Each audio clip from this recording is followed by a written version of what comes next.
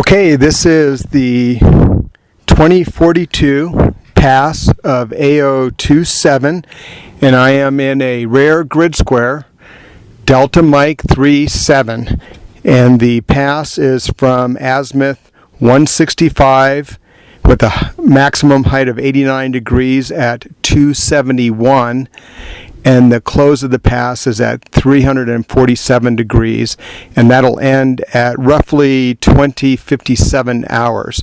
So we'll see who we can catch on the air today. Kilo Fox 7 Echo Tango X-Ray Delta Mike 37. QSL, please send an email. KF7ETX handheld QRP Delta Mike 37.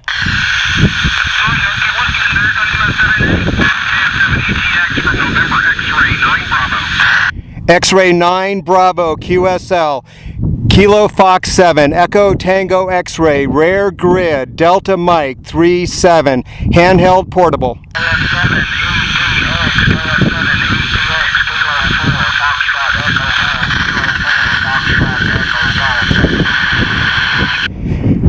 Fox Echo Golf, I got you, Frank. It worked, my friend. 73 KF7ETX handheld Delta Mike 37.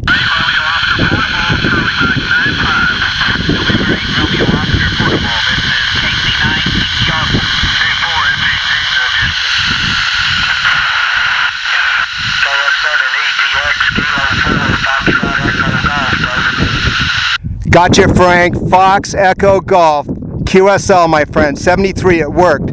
Kilo Fox 7 Echo Tango X-Ray Rare Grid Delta Mike 37.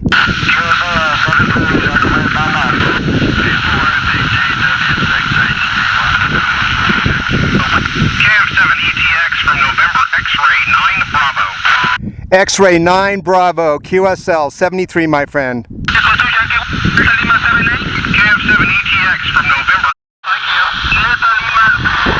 KF7ETX handheld Delta Mike 37.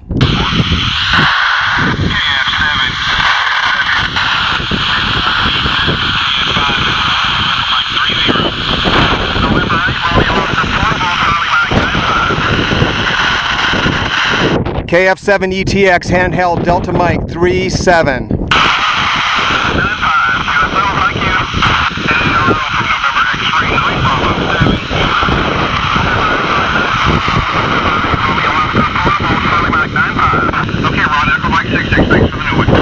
KF7ETX handheld Delta Mike 37.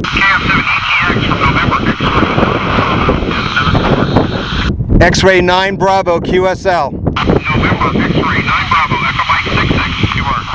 Okay, well that was a lot of fun. I made it by the skin of my teeth to Delta Mike 37, and I was tracking that on my iPhone, going as quick and as safe as I could, and all of a sudden the grid square switched to Delta Mike 37.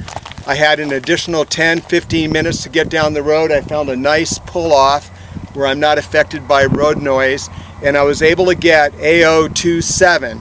And I want to give a big shout out to my buddy Frank. We've been working on this by email for about a week and a half. He knew my trip was coming through Delta Mike 37, and I was fortunate enough to make a QSO with him. So Frank 73, my friend.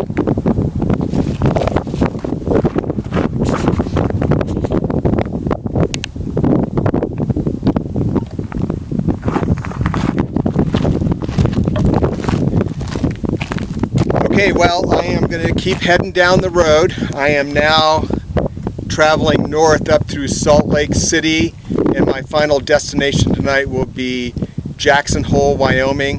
Travel through the Grand Tetons National Park as well as Yellowstone National Park, and then the day after tomorrow heading south into Boise, Idaho, and then back home to Portland, Oregon. It's always a lot of fun to take my radio gear on the road, and I'll tell you, that was a lot of fun to get in this rare grid square, Delta Mike 37, and make some contacts with some guys. The only way I could keep up with the contacts is I had to use a voice recorder. So let me just show you the rig. I've got a couple of satellite antennas. The one I'm using today This is the Arrow dual bander, so 2 meter, 70 centimeter. It has a digiplexer built into the handle, so I can do both bands with one radio and not have to have several cords. I'm using my VX8R, and I have it set up to take into account for the Doppler shift, and I can give you a link down below so you can take a look at what the Doppler shift is. But I had everything programmed in ahead of time, and I've been testing it over the last week and made some contacts. On the handle of the satellite antenna with Velcro, I have a small digital voice recorder, and I just kept the microphone for the radio up close to that, and as I made contacts I just let it run. Normally I would write down the call signs, but with the satellite it's very, very fast operations, and I honestly have a little dyslexia, so I do get call signs mixed up. So the best way for me to do it is with a recorder, and then I'll sort it out after the battle, so to speak. Now, I talked on another video, you heard the language, and just want to go over that again in case we have an opportunity for another satellite video. When I'm making contact with the satellite, it's coming up off the horizon. That is called the acquisition of signal. When it pops up off the horizon, it'll make an arc, and at its maximum height, that's the maximum angle of elevation above the horizon, that azimuth is the maximum signal, and I'll be kind of aiming my antenna up, and I'll be twisting it a little bit to try and maximize the signal. And then as the satellite drops down off the maximum, it'll end up dropping down into the horizon. That's the LOS, or loss of signal. And I just download that from AMSAT. You can just plug in your location and the satellite you want to take a listen to, and you can get all the tracking information right there. And that's what I did today, and I had it all written down. I have a small digital local and UTC clock running, and it sits on the dash of the truck, and I could keep track of the time as I travel down the road. Additional essential tools for the satellite hunter.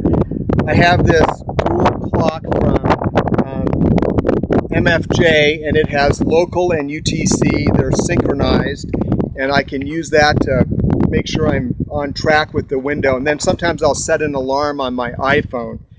And then you need a compass.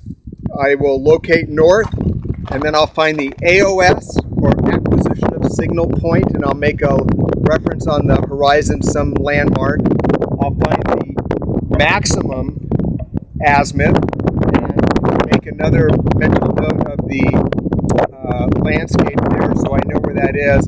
I don't always pay attention to the LOS, or loss of signal, because once I track it, then I'm just kind of moving and following through until I totally lose the satellite, and then we're done.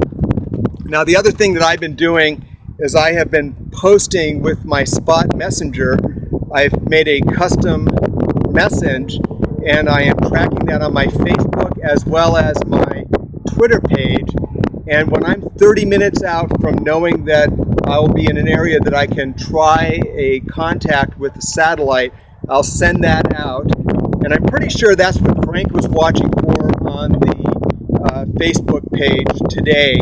And he knew that within 30 minutes I would be trying to make contact with the AO-27 satellite, and he was able to take a listen, and we made contact. So that was a lot of fun, and it just shows that this little system is working. So that's my best way of doing this when I'm out. And Frank, you're absolutely right. This is a rare grid square, and I can see why. There's absolutely nothing as far as the eye can see. So this is Delta Mike 37, and it is in southern Utah, and I just crossed over the Utah-Arizona border, and again I'm heading west a little ways, and then I'll be heading north up into Salt Lake City. Alright guys, thanks so much for following along the channel. I greatly appreciate the support. I really appreciate the comments and input. And to all my ham buddy 73, and if you're not already a ham operator, I'm I'm hoping that you'll get turned on to it and go take your license. Trust me, it's easy to do, it costs you $14, and it's the best hobby you'll ever approach.